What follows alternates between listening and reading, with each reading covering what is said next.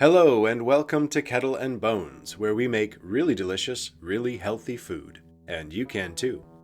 Folks, welcome back. This is the first episode of a brand new series of Kettle and Bones, Series 2. We'll be making some more amazing new low-carb and keto-friendly dishes, and we'll also be using some of the ingredients and basic meal elements we developed in Series 1 in some exciting new ways. And that's exactly what we'll be doing today. Let's get right to it. We're making a Cloud Focaccia Italian Sub. Let's get cooking. It feels good to be back at it. Whew! All right. Now the first thing we need to do is to make Cloud Focaccia bread. What is Cloud Focaccia bread, you might be asking? Well, it's based on the recipe for cloud bread. We made classic cloud bread together a few times in Series 1. We introduced it in Episode 4. We made a few big batches. We also built our delicious Thanksgiving leftover sandwich, the Dana, on classic cloud bread in Episode 27. And in Episode 31, we made big ol' slabs of cloud bread to house our awesomely appetizing McRibwich. If you'd like to learn more about how to make the classic cloud bread recipe come out perfectly every time, check out any one or all of these episodes.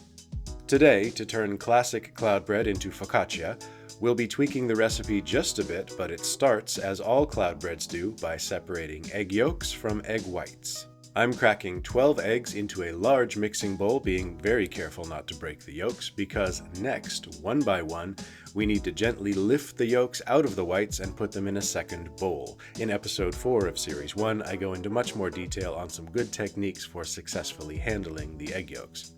Let's set the yolks to the side, add a few shakes of cream of tartar to the egg whites bowl, a little dash of salt, and whip it. Whip it good. We're whipping this into meringue using a whisk attachment on an electric hand mixer. We need this thick and foamy. You'll know it's done when you can use your whisk to form little mountainous peaks in the meringue. Stiff peaks? Check. Done. Now it's the yolks' time to shine. And this is where we start to depart from the classic cloud bread recipe. We're going to add in the baking powder, more than usual this time. I'm adding about 2 to 3 tablespoons probably. Next, in goes the softened cream cheese, 2 8-ounce packages or about 452 grams. We're going to mix that very thoroughly until it's smooth. You really want to avoid leaving any intact flecks of cream cheese in there. Warming the cream cheese to room temperature before you mix it really helps with this. When the yolk and cream cheese mixture is silky smooth, we're going to gently fold in the meringue a little at a time, being careful not to overmix it and knock the air bubbles out of it. The mixture should still be light and foamy when you've finished. Now we are going to add the ingredients that transform this from the classic cloud bread recipe into thick, spongy, crusty cloud focaccia.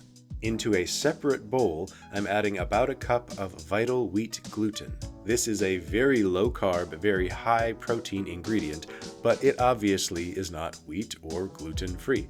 If vital wheat gluten is a deal-breaker, then the classic cloud bread recipe is for you, and it will work great for what we're making today. Next, we're adding a generous amount of psyllium husk powder, probably 4 to 5 tablespoons.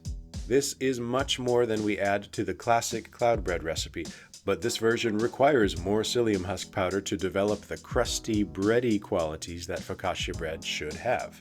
We need to gently and gradually incorporate these dry ingredients into the egg and cream cheese mixture by sprinkling them in 1 or 2 spoonfuls at a time and gently stirring. Again, we don't want to knock the air out of this as we mix.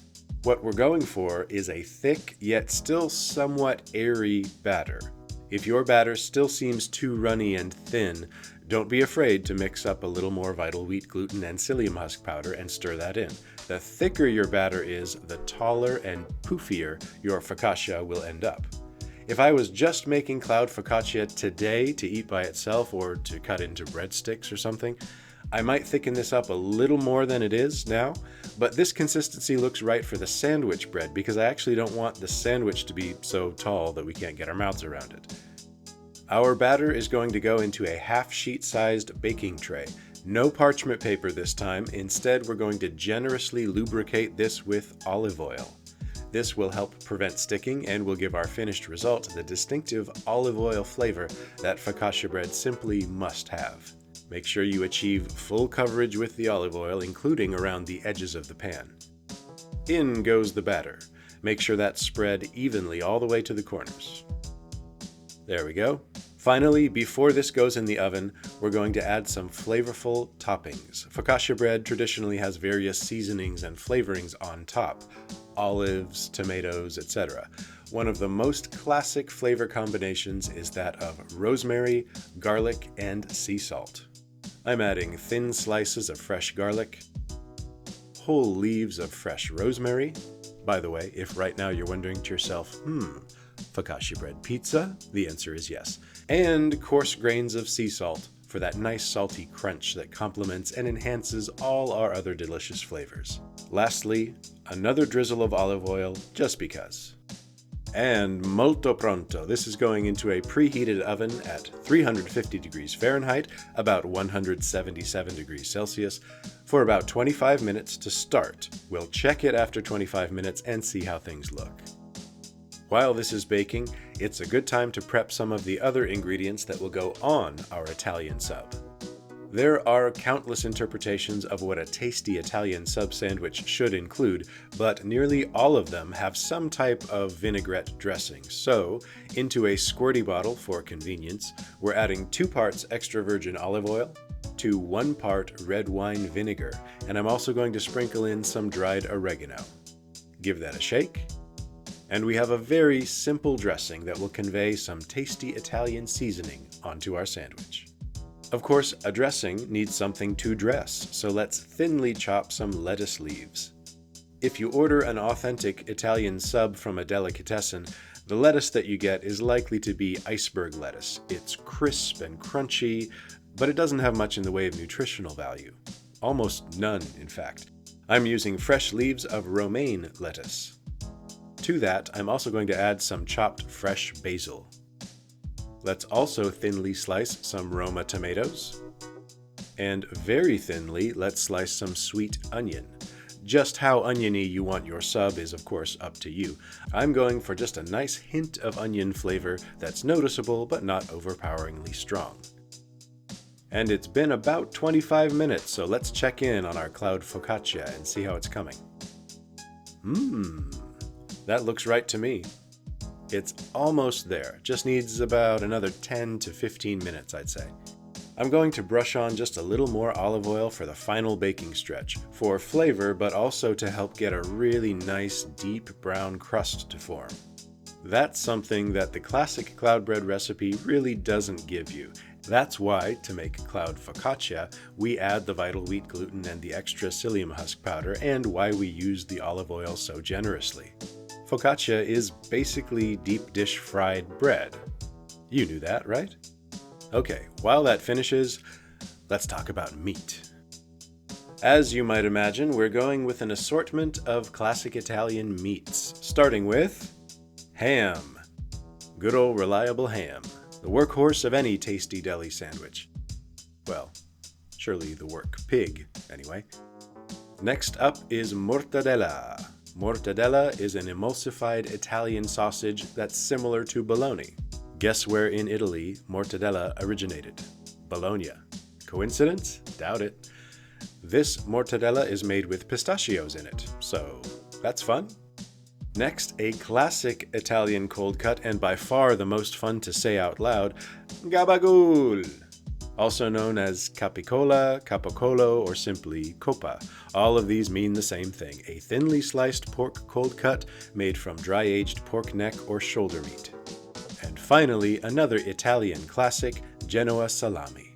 Rich, salty, sometimes a little peppery and spicy, this is a perfect flavor to round out our meat selection. For cheese, I'm going with provolone. It's smooth, mild, slightly nutty. It's going to provide a really nice creamy undertone to our flavorful and slightly spicy meats. So with these sandwich toppings prepped and ready to go, let's see how that focaccia bread is doing.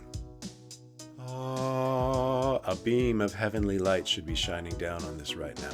This looks perfect. The herbs and garlic are toasted. We have a beautiful golden brown crust all around.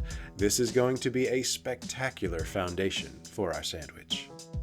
Once this is cool enough to handle, I'm going to carefully remove it from the tray to a wire rack to make sure the bottom of this doesn't get soggy. If, like mine, your focaccia is still clinging to the tray in places, you want to run a spatula or other thin, flat implement underneath it, facing downward so as not to tear up the bottom of your focaccia. And there we go. I had a little bit still cling to the tray, but if you scrape a little more thoroughly than me, you can probably avoid this. Okay, now let's get this ready to build our sandwich on. I debated for quite some time what would be the best way to convert this wide slab of focaccia into sub sandwich form, and in the end I decided let's cut it widthwise into 4 equal sections that are about the same size as a party sub bun. This is just thick enough to slice and make a sandwich on without being so dense that you'll need to unhinge your jaw like a python to take a bite out of it. I'm really happy with how this came out. Using a sharp knife and cutting as evenly as I can right in the center, I'm slicing each of our 4 long focaccia strips into a top and bottom half. With this done, we can, at long last, assemble our Italian sub. The top halves I'm going to set to the side for now, and let's bring out our meats, cheeses, and toppings. I'm going to start by seasoning our focaccia bread with just a little splash of the vinaigrette we made. I don't want it soggy, but I want it seasoned. Next, this is a personal preference of mine and may not be 100% traditional, I'm adding a light coating of mayonnaise for some creamy richness. By the way, you can learn how to make delicious deluxe mayonnaise from your favorite healthy oils that's better than anything you'll find at the store in Kettle Bones Series 1, Episode 16. Check it out. Next, on goes our provolone cheese. I find that when the cheese is the base layer in a sandwich, it can help protect the bottom slice of bread from high moisture ingredients like the tomatoes, the lettuce, or any additional sauces. Now let's add our meats in no particular order. I'm overlapping these slightly, but generally keeping each meat layer fairly thin. We still have much to add here. Also, while we're on the subject of the meats, some people out there may be thinking, processed deli meats really aren't that healthy. All that processed pork on there, really? Here's the thing. Like any food item we use in any of our recipes, it's as healthy as it is. In this case, the ham, the salami, etc. Get your hands on the best, highest quality, uncured versions of these meats that you can get. In fact, if you can take the time to, for example, buy a ham, cook it, slice it, and put that on your sandwich, do it. A freshly made, unpreserved hunk of meat is always going to be your healthiest option. I didn't do that today, so I'm using high quality, minimally processed, uncured cold cuts for my sandwich, but these are processed meats. Let's agree that while they're definitely low-carb, keto-friendly, and protein-rich, deli lunch meats may be best as a sometimes food. If they are still a deal breaker for you, then I encourage you to prepare a large, unprocessed roast of meat, slice it thinly, and make a sandwich from that, just like we did with the turkey breast in our The Dana sandwich in Series 1. That's a lot of meat. Nice. Now we're going to add our fresh, flavorful veggies, starting with our lettuce and basil mixture. I'm now going to generously dress this with our vinaigrette. I didn't do this earlier for the same reason you don't want to dress any salad sooner than you have to. It would have gotten soggy. This will bring great classic Italian flavors, some nice richness from the olive oil, and a nice fresh crunch. Next, I'm pleased to introduce a special surprise guest. Ta-da! These are marinated roasted red peppers. If you can find these marinated in a brine that doesn't have a ton of sugar added, these can be such a nice addition to an Italian sub. I'm slicing these into big flat sheets for full coverage, and it looks like I'll have enough of them to put on 2 lengths of our focaccia. Next, I'm going to evenly distribute the thinly sliced onions, and another surprise optional add-on, dill pickles. I love dill pickles on pretty much any sandwich, and the tart tanginess is going to complement all the other flavors in here really nicely. We're reaching the end here. On go our fresh Roma tomatoes. And I just want to finish this with a couple more complementary flavors. A sprinkle of finely grated Parmigiano Reggiano and some freshly ground black pepper. Let's carefully pop the lids back on top of these. And these are ready to party. Beautiful. Now obviously these are very impressive to look at, but not very practical to eat. Let's talk about how we want to slice and serve these. I'm thinking if I slice each of these in half and then each of those halves into thirds, we'll get 6 manageable yet generous servings per length of focaccia, 24 servings in all. Before I get slicing, I don't want these to fall apart into messy piles as I go. I'm going to pin them in place first, and I'm going to use bamboo skewers on which I've impaled various antipasti, veggies mostly, things like olives, cherry tomatoes, peppercini, artichoke hearts, etc. This is a really nice way to present our sub, and it will help you plan out your slices so they're all about the same size. With 6 skewers inserted in each of our lengths of sandwich, slicing this into nice, even portions is a breeze.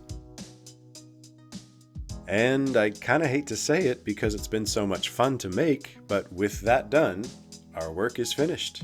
This Cloud Focaccia Italian Sub is ready for game day. So, whether you are rooting for the red peppers, the tomatoes, maybe the vinaigrette, or any of our savory, delicious meats, the truth is that today, we're all winners, and this incredible gourmet low-carb Italian sub is our prize. Stay with Kettle Bones for many, many more culinary creations that will help you stick to your low-carb or keto commitment without sacrificing phenomenal food. I'm beyond happy to be bringing you a second series of Kettle Bones. We have some amazing recipes coming very soon. But for now, just enjoy your Cloud Focaccia Italian Sub.